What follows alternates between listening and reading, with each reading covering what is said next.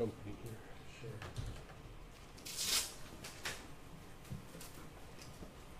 Okay, hey, good afternoon, everyone. Welcome again to the St. John Paul the Great Center for Evangelization. As promised, we're meeting with you once again to share information vital to our Archdiocese. Information that a lot of people have been working on, we're excited about. Of course, it's just part of the work of the Archdiocese of Agana, specifically on finances. But I'll stop talking now and introduce our panel this afternoon.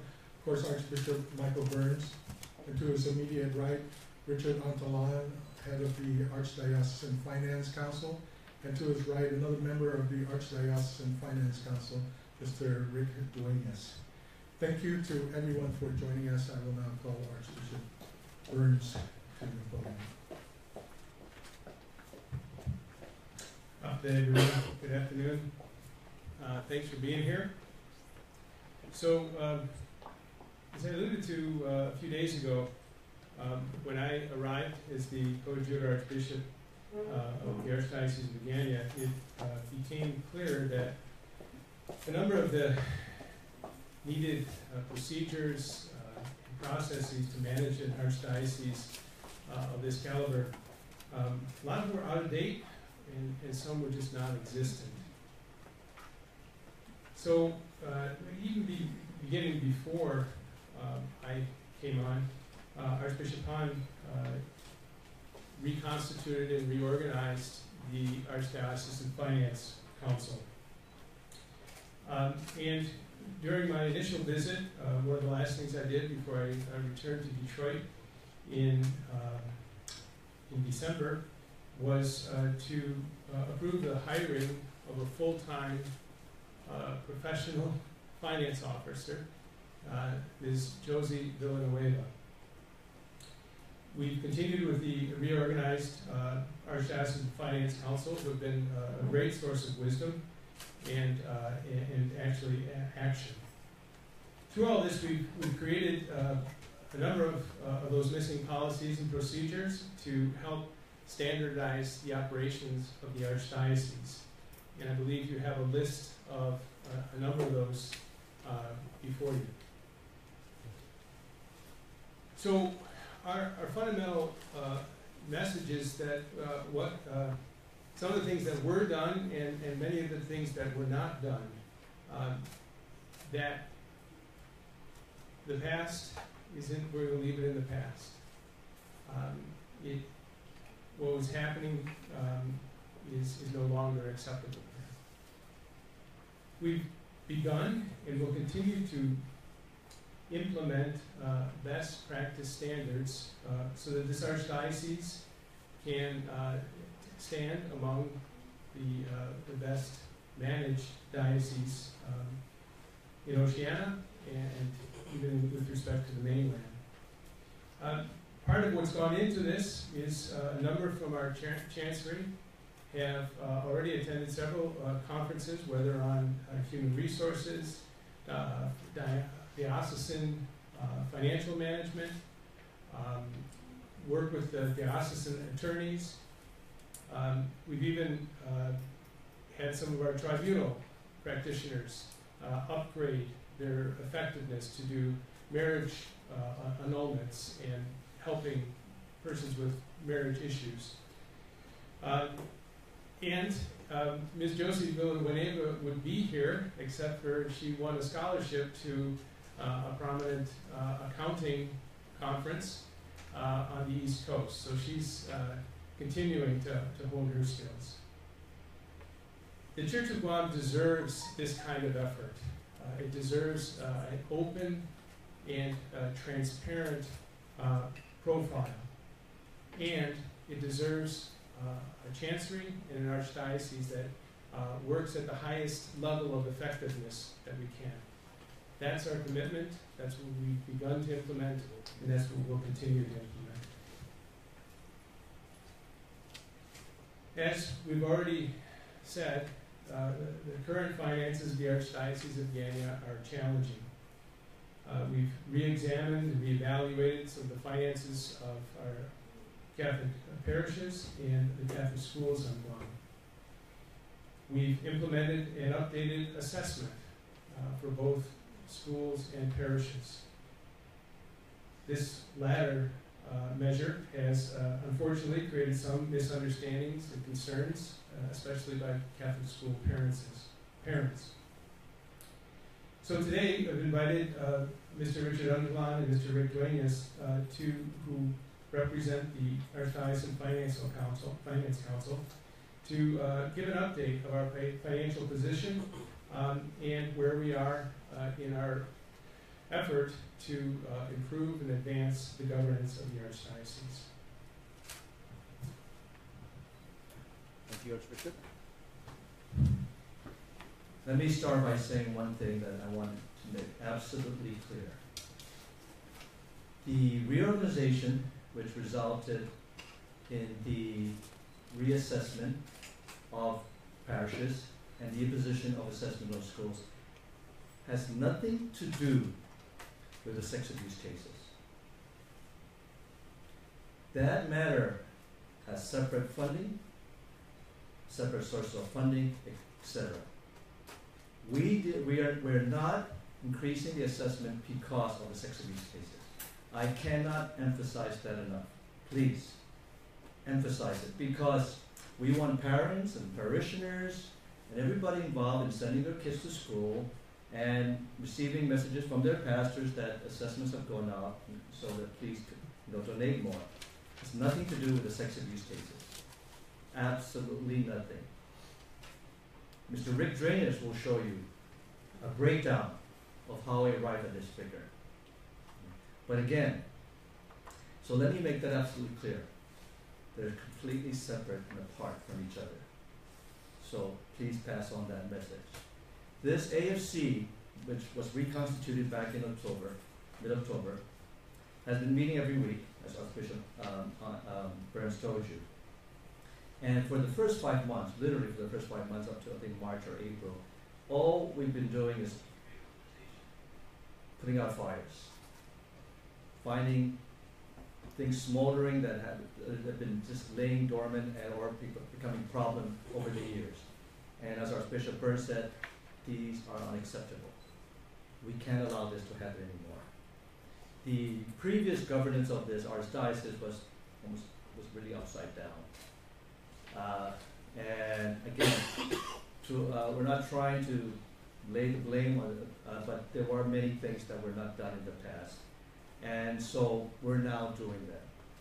All of this costs money. To run an organization as this size, this archdiocese with 26 parishes and 14 schools and other organization, takes considerable governance, resources, skills, and leadership. Leadership is being provided by Archbishop Burns.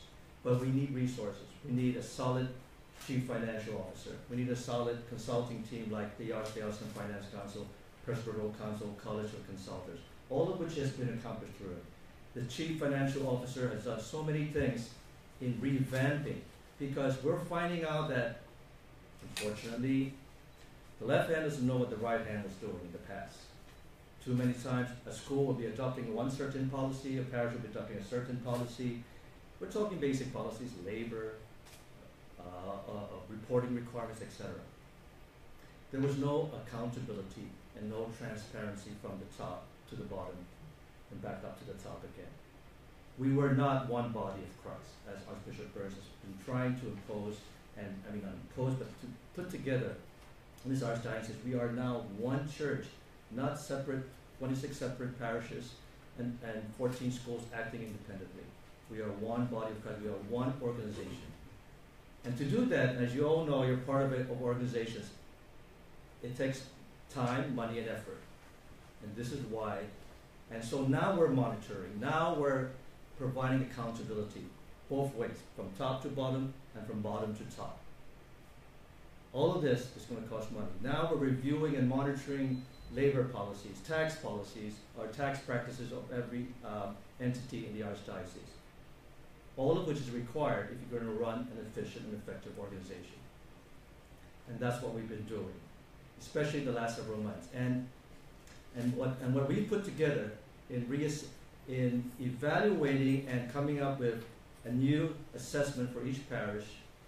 I think it's fair and equitable for the schools as well. And so Rick will run the numbers by you, and I think you'll see that how we arrived at it. And the breakdown. We, Archbishop Burns, the AFC and this entire chancery and archdiocese is fully committed to transparency now. Fully committed, and we have nothing to hide. And we are not hiding anything, and that's very important in order to regain the trust and credibility of the people out there. So, at this point in time, I'm going to ask Rich to come up, please. Thank you, Richard.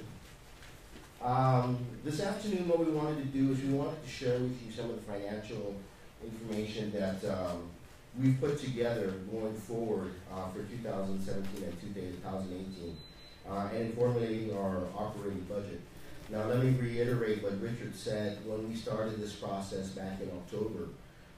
We went through, of course, the financial records, and we started looking at every school and every parish. And there were fires that had to be put out.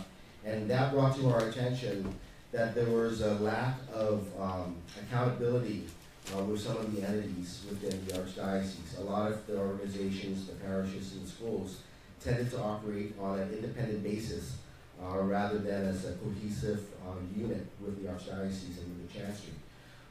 That led to situations where certain schools or certain parishes were weaker than others. Some were stronger. And we've discovered that their financial management of some of the entities were lacking.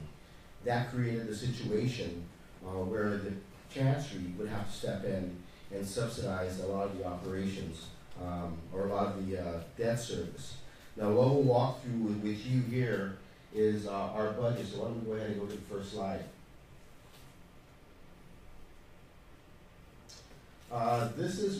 We developed a operating budget for 2017 and 2018.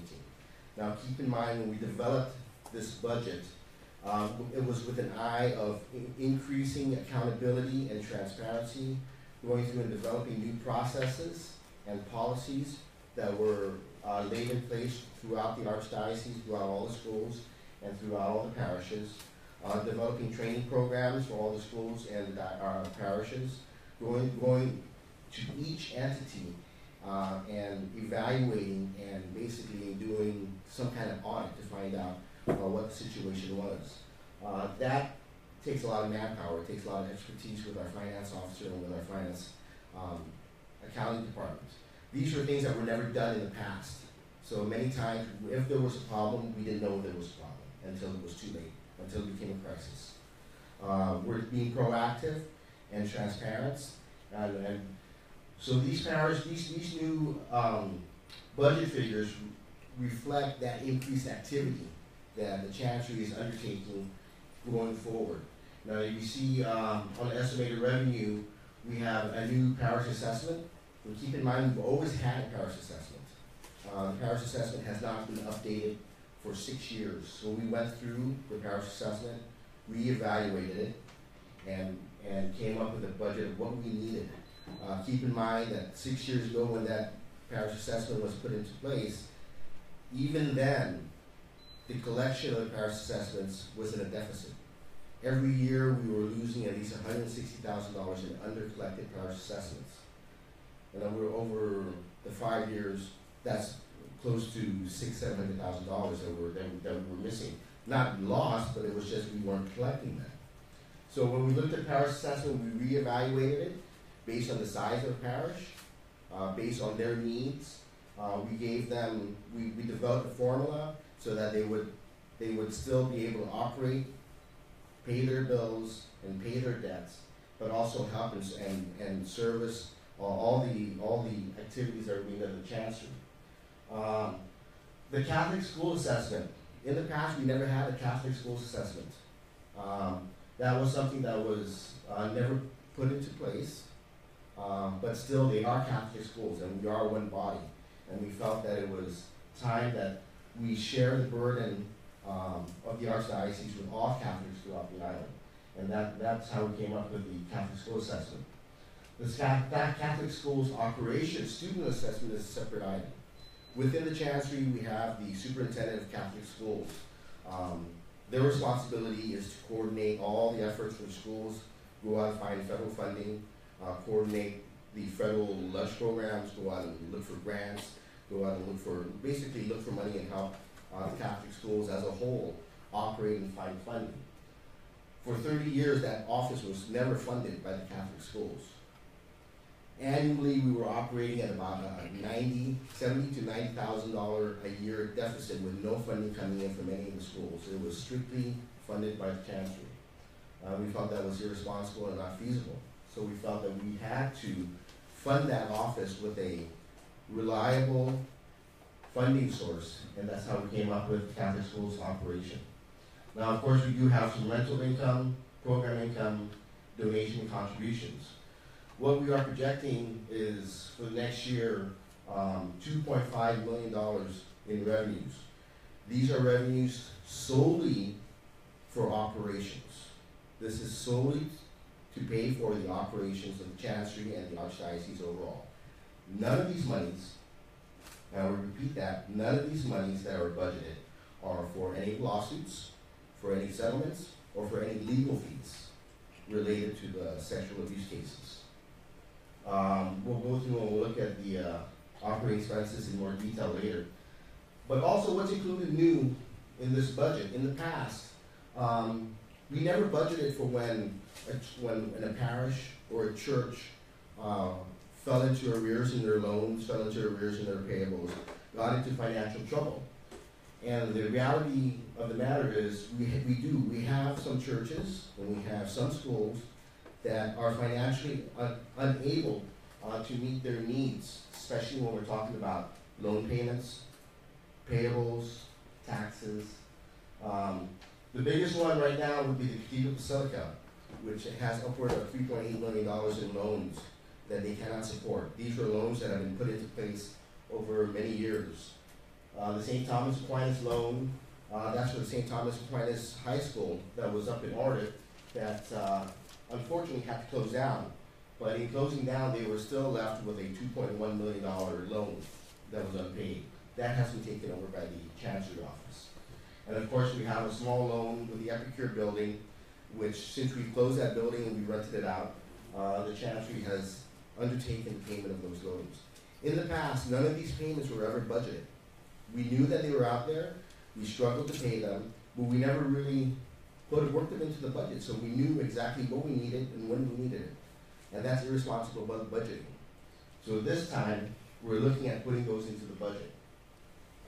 Continuing on, we do have some other payables. St. Francis, which is one of our trouble schools, has some payments that we need to help them with. We have some arrears with our insurance policies throughout the different entities, some taxes that are due for St. Francis, and some other payables. So if you look, when we come down to the end of everything that we're projected to pay for operations alone and debt service for troubled entities, we're looking at a zero surplus. This is a bare bones budget. This is strictly for operations. So let me go ahead and go on to the next slide. The revenue sources that we looked at, of course, we went through already. We talked about the new things that are up for consideration over the next year, which is the parish assessment, which is an increase. In the past, we were collecting maybe $500,000 in parish assessments. We're now budgeting to collect 1.07. The Catholic school assessment and the Catholic school operating assessment to the tune of $740,000. These are new assessments that have never existed in the past. And then we have the rental income program, and rental income and donations, which we've always had. We can go ahead and move forward. Operating expenses, we've gone through all of these already. Why don't we look at operating expenses in detail? We'll go to the next slide. This is our operating budget for 2017 and 2018. And as you can see, our number one item would be salaries and wages. We've gone out and we've hired a new finance officer. She's a CPA. She's working full-time with the office. And she's been very instrumental in going out to the different schools and different parishes to help them set up their books and get them up to date on our accounting system, on our reporting system. We want to hit the mark of getting the financial information from every school and every parish on a monthly basis. To date, we are still up to 6 months behind in receiving financial information from some of the schools and some of the parishes. She's been going out there and helping them reorganize their books, making sure that they have the right staff in place, giving them the training, training not just in the financial aspects, but also human resources, taxation, and all those things that any office would have to be cognizant of. And then also we have evangelization and pastoral services, and this is really based on some of the historical data that we've had in the past, where we know what we spend on professional legal fees, which let me reiterate, none of these professional legal fees are for any of the lawsuits.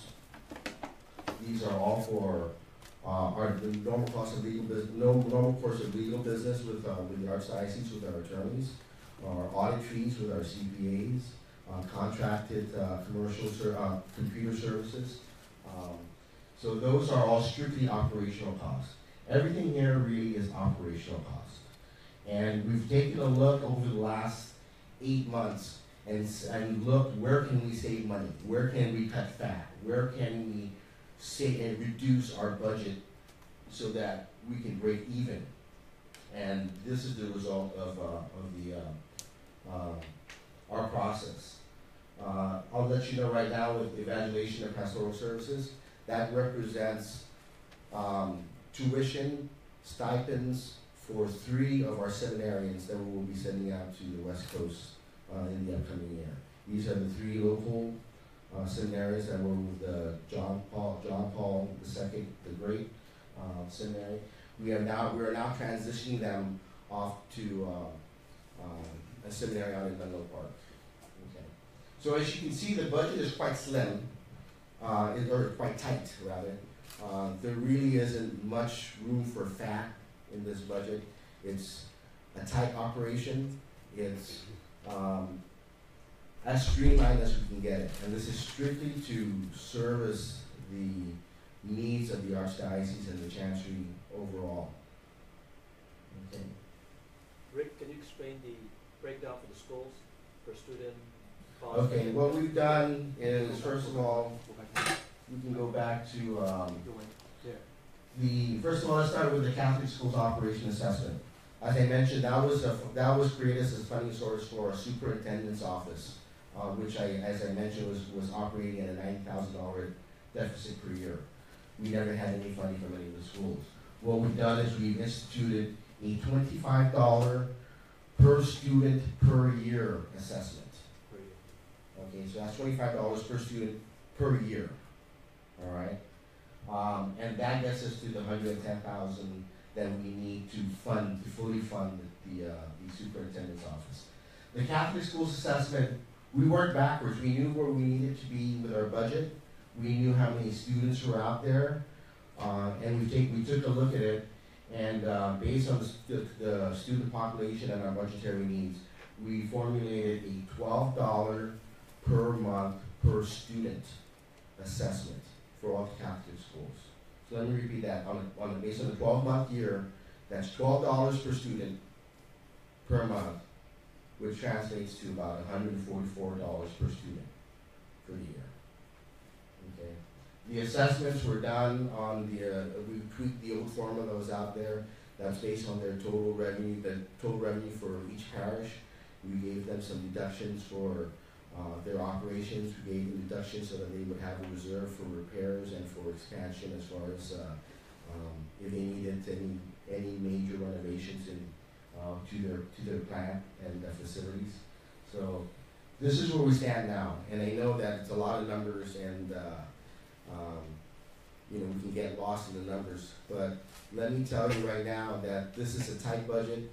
It reflects the new activities that the Chancery is undertaking to be going out to every parish, going out to every school, and being proactive so that we are properly managed and financially responsible. Any questions on any of the details? Yeah, it's the boring part.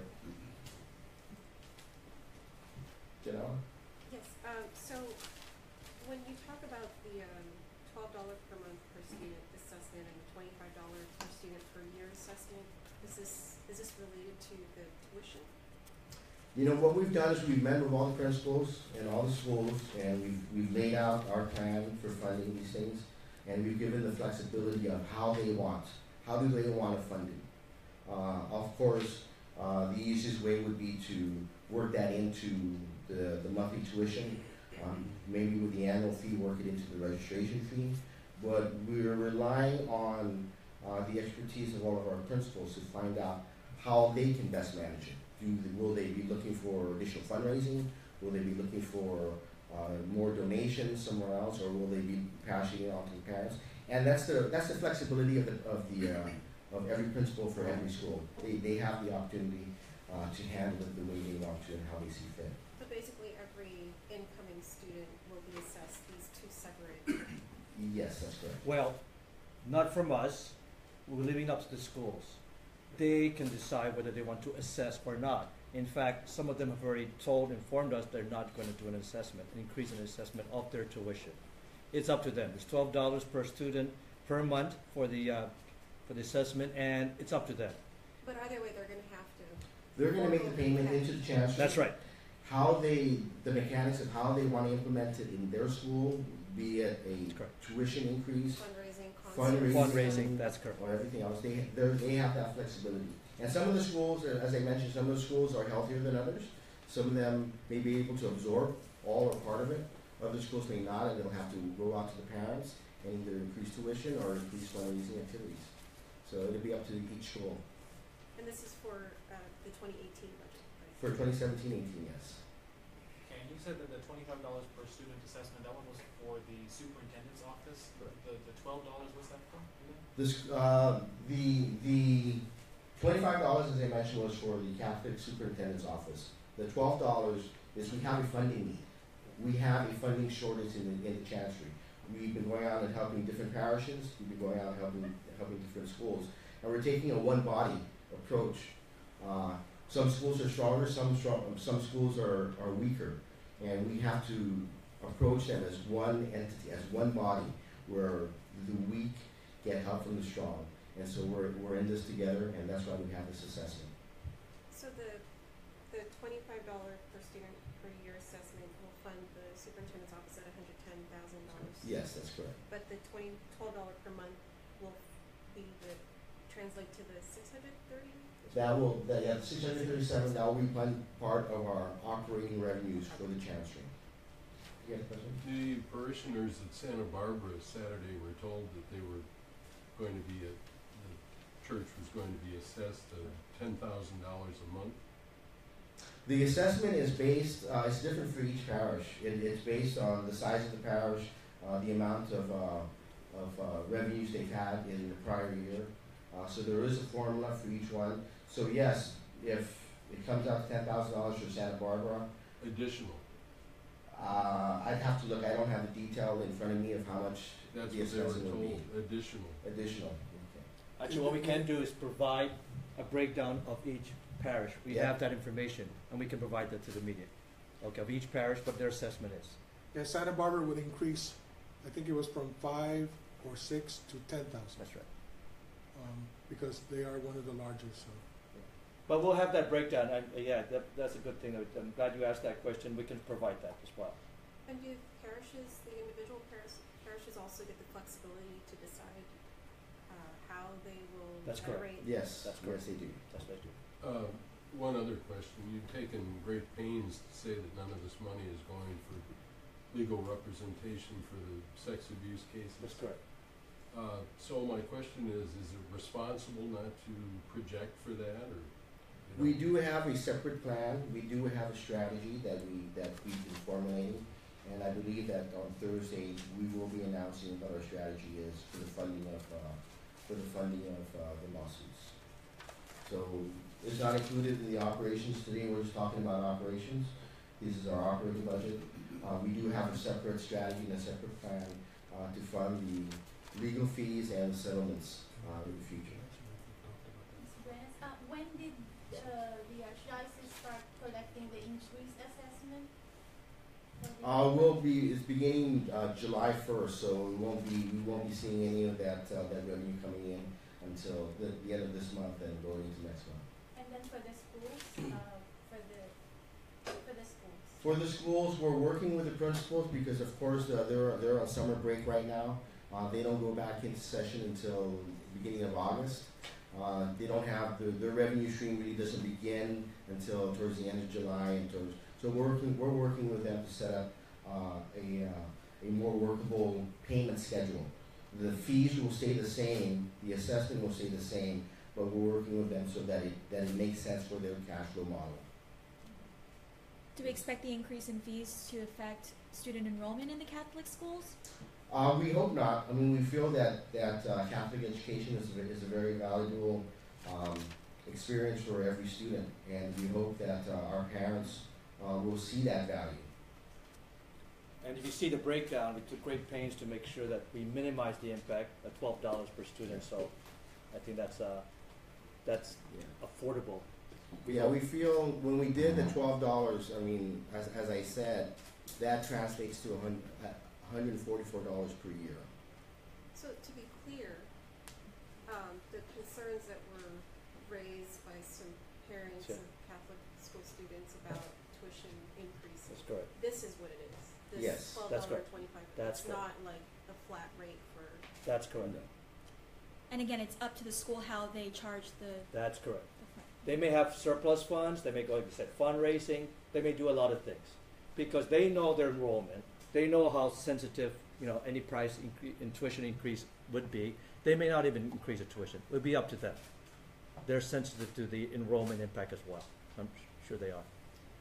Sorry. Okay. I have, Go. so the sex abuse cases you say is not part of. That's this. correct. But had this never come to light, the sex abuse allegations and the dozens and dozens of lawsuits? We would have still done this. Yeah, that's a good Yes, question. yeah, I very mean, good question. Yes. Keep in mind that when we went through this process, we started this process without any concern. We were looking strictly at operations. These are basically what we need to operate and to get the Archdiocese, overall into a functioning financial situation, without regard to the lawsuits and those legal fees. We found a lot of things that were going on that weren't being addressed with the loans and unpaid bills. So when we went out there, we saw, wow, there are some problems that we have here, regardless of what's going on the legal side. And we need to clean these things up, and we need to face up to them and be realistic about how we're going to approach these payments, because we can't let one school close down if we haven't made an opportunity to try to get the overall body healthy. Same thing with any of the churches. These loans have been there and they've been a problem for many years, but they were just never addressed. Now we're addressing them. So would you say that regardless of the outcome of these sex abuse cases, whether it goes to settlement, whether the church is assessed a certain amount to pay to these victims, that the schools, the parishes, would remain unaffected by what the outcome is with the sex abuse lawsuits? No, we're as I mentioned, we have a different plan and a different strategy to address the situation as we understand it now. Now we don't know what's going to happen with the lawsuits. We don't know. We won't know until we get down to that point where we start discussing settlements, or if we even go to court, or if we're settled outside with hope and healing, and we won't know what our funding need will be. But we've already made the commitment that whatever we need to fund, it's not going to come from our operations. We have a different plan for that. Will this, the increase in assessment, the new assessment, will that prevent the Archdiocese from filing bankruptcy? If you don't do this, you might file for bankruptcy? Right now, the bankruptcy issue is still on the table somewhere, and it's not an issue right now. No, it's still a potential, but that's all. And so it won't do anything with the bankruptcy issue. It's not, in other words, there's no conditions attached to this assessment with bankruptcy. Yes. We have a viewer at home asking. And we're just trying to, we're trying to survive as an entity, and we're doing this and saying to everyone who are part of this entity, look, in order for us to survive as one unit, we need all to share in the burdens and the benefits as well, and that's what we're doing. Okay. We're not telling them we're going to file bankruptcy whether we like it or not. Sorry, Crystal. I'm sorry. We have a viewer at home asking how much salary for the Catholic school superintendent, because that is exactly what one of these fees is for, right? The Catholic superintendent's office. That's the $25 per student per year. So how much money is? We going can answer to that this? now, or we can answer that Yes, here. tomorrow. I think the what's Father Jeff? I think the salary is 60K? yes. Gosh, off the top of my head. 43,000. Oh, There we go. 43,000. That's right. And that's from the new superintendent, That's Catholic school correct. superintendent. So, That's okay. right. 43,000. What is the name of the new, I'm sorry, the new superintendent? Uh, Oh, We're actually going to talk about it tomorrow. it's you. Oh, there's you'll another be press talking to him conference tomorrow. There's another press conference tomorrow. Tomorrow we also, besides formally introducing our new superintendent, you may have seen that we have a couple of new principals that we're also excited about, and so we're going to formally present them. So we ask we want to see you every day. Okay. We don't mind. Yes, Neil. Okay, sorry, back to the bankruptcy. You said it's still on the table, it's not an issue right now. But my question is, is there a threshold in terms of the cases, that when bankruptcy becomes something to Nothing yet. Nothing? Nothing yet. How soon can we hear about this plan for the clergy sex abuse financial issues? Hopefully soon. Maybe we have another press conference Thursday, at least tentatively planned. All right. Okay. Any update on the sale of church assets? That may be the subject of the press conference. Okay. Yes. Any more questions? We're trying to stay with the issue just on finances right now. I know you want to answer more into other areas as well, but Sorry to reiterate again. So every parish will experience that, will feel the assessment differently. that's correct. That's correct. And we have that breakdown. And unfortunately, I thought we had it, but we'll send that out to you. Maybe we'll send it out electronically. And we'll have a breakdown of each parish. And how much they will owe to the church. That's correct. That's right. That's what Is it is. there the increase, is that by percentage, like, can you give a ballpark figure? The increases in assessment, would that be like from 10% to 25% increase? There's a breakdown, and each parish is different percentage-wise. Okay, some as much as 60%. 60%, some is lower than that. It all varies, and you'll see it when we send you that breakdown. Okay, and like I think Derrida went from 5,000 to 6,000 to 10,000, so that's about a 50%. What's almost 100% increase? That's correct. But a lot of them are averaging 60%. What happens if they cannot meet those figures? Then we'll have to work with them to make sure that they can meet those figures, one way or the other. We're all in this together, so we're not just going to abandon them. Okay, we're not going to abandon any parish or school. We're going to be all out there to help. And you confirm again, the Archdiocese of Agana, the cathedral is the most hurt, I guess, Well, financially? it's our mother church, and it's certainly, as a mother church, it's entitled to at least the help of every parish, every school, every entity, every parishioner in this archdiocese, because it is our mother church, the seat of our Catholicism in the Archdiocese of Agana. So your report lists 230,000 loans still in the Epicure building. Has that building been leased out? Yes, we have. And how much is that? We've leased it out to the Superior Court of Guam for their probation officers.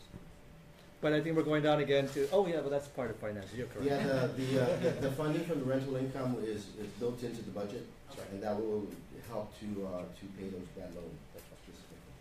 Mhm. So really the total assessment is $169 per student per year. It's $25 per student per year for the superintendent's office, and that's per year. That's right, 169 with the two assessments. combined. That's correct. Okay, no other questions? Thank you so Thank much. you. We will. Is there anything? Nothing else? we will have another press conference tomorrow, as I said, regarding Catholic schools and new principals and the superintendent. And then we'll also advise you, we're anticipating being here again on Thursday. But we'll let you know, because Do you have the time for tomorrow? 1 o'clock, 1 o'clock. 1 p.m. And then for Thursday? We're looking in the morning. I'll confirm that, but we're looking at 10:30. All right. Archbishop, anything? Okay. Hey, thanks so much, everyone. Thank you. Thank you to Rick and Richard.